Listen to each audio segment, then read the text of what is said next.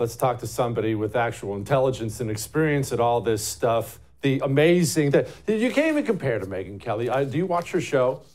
You listen to her show. It's on Sirius XM. She's on YouTube. She's a journalist. Gosh, what hasn't she done? Megyn, how much stuff have you done over the course of your career? You have moderated these debates. You have this amazing radio show. Your YouTube channel's must watch.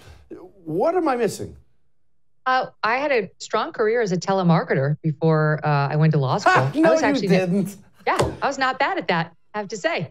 I was selling 1-800 numbers for businesses, and I knew just exactly how to get them sold. That is the least surprising thing I have ever heard in my entire life. Okay, well, sorry, that was a little informal. Joining me now, journalist, host of the Megyn Kelly Show on Sirius XM Triumph Channel 111 every weekday at noon Eastern Time, Megyn Kelly. Megyn, okay, the debate was obviously a disaster. Everyone's talked about it already. That's not news to anybody. I'm a little amazed Democrats could be dumb enough to walk themselves into something this bad, though. What was he doing for a week at Camp David? Taking Jell-O shots? I know. Well, now the narrative is, as the finger pointing starts, they overprepared him. Why didn't they just let him rest? He needed rest. Yeah. They gave him too many stats and facts and figures when all he really needed to think about was vigor. Like that would have saved him.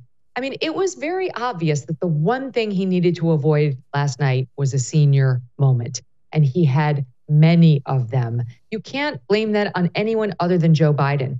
But having said that, we've now seen that we've actually been lied to repeatedly by a team of people who, without question, knew better. It wasn't just spin. It wasn't just politeness and covering for a few weaknesses by this guy. There is zero chance that in all the hours that debate prep team and his advisors have spent with them, they didn't see what we saw in just 90 minutes, where he couldn't even, look at him, look at this video. He couldn't even keep his eyes focused. He looked like, honestly, I'm going to be honest, like he'd had several mini strokes recently, potentially, where the way he walked, the way he presented himself, the way he was looking. And they have an obligation for the sake and safety of the nation to be honest with us about the wellness of the commander-in-chief. So I actually don't think this is just yet another ridiculous media story. I think really heads need to roll here, and the people who were complicit in trying to cover this up. Megyn, on top of your journalist and lucrative telemarketing career, you are also obviously a wife. I love your husband, Doug. He's an awesome dude.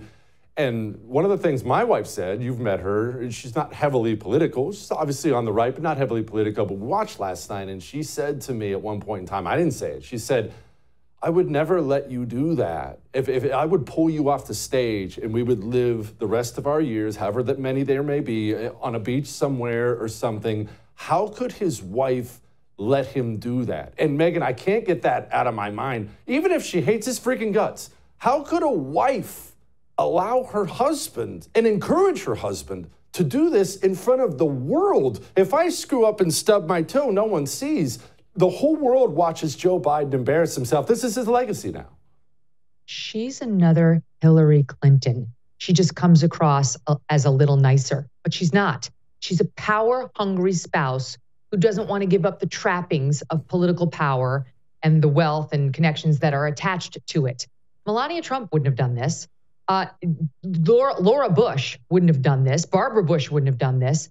Some of these presidential candidates are driven by their Giselle Fettermans, right? Remember her? I don't know if they're still together, Fetterman's wife, who want the office even more potentially than the man who aspires to it and gets it. And we now know that about Jill Biden, because there would be no other reason for her to be allowing this. She's still got her mental faculties. She knows what we know, and she knows even more. Look, I'm sure there are, I don't want to get too graphic, but I'm sure he's having all of the senior issues that our elderly parents sometimes face and more. And she knows a lot more than we do. And she still pushes him out there and comes out the next day and tries to tell us that he's on it and that he's going to be the next president no matter what. You saw that video of her last night speaking to him like you speak to a 1-year-old. You did it. You answered all the questions like he's a baby. And he has the nuclear codes. Shame on her. I'm disgusted by her behavior, Jesse. I am too. I'm mortified. And speaking of disgusted, this is something you talk about a lot. You've certainly experienced it. I'm disgusted by the media as much as I'm disgusted by Biden or Democrats or his staff, as you pointed out, as you rightly pointed out. But all these crocodile tears from the media today. Oh, he's got to go. I'm sad. He's got to go. We can't run with him. These are all the same people who covered for him for the last, 5 years? They were covering for him, and he was running. He was a friggin' disaster. And today, well, with a humble heart, we decided we've got to move on. They're the reason he's there. They covered for this piece of trash the whole time. And now they're acting as if, well, we're just doing our duty. Where was your duty before? And no one is worse than Joe Scarborough. He is the chief in terms of apologists for Joe Biden. Just a couple of weeks ago, he was out there telling people who didn't believe his assertions that he was completely in command and control, that they could F off because he knew he'd been with him. And then literally this morning, he's calling for Biden to sub out, to step off of the ticket and let somebody else sub in, as if it's a big reveal to him in watching the debate performance. How dare he do this? I am angry because I'm an American and I'm concerned about our safety in the world. I'm concerned about how the Chinese are looking at us right now, how the Russians are looking at us right now. He's a sitting commander-in-chief for a minimum of 7 months more.